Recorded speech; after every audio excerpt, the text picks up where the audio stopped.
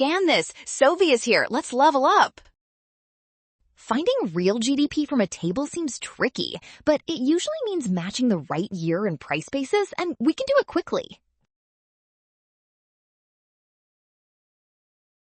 Start by locating the 2021 row in Table 1, because the question asks for real GDP in that year, not nominal GDP or a value from any different year.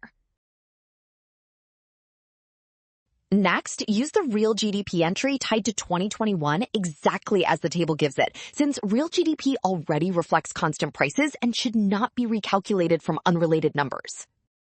Then compare that 2021 real GDP value with the choices, and the matching amount is USD 8 billion, so option B is the correct answer.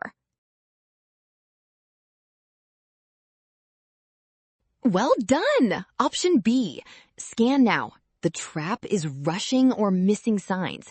Trust the given table and check each step before locking it in.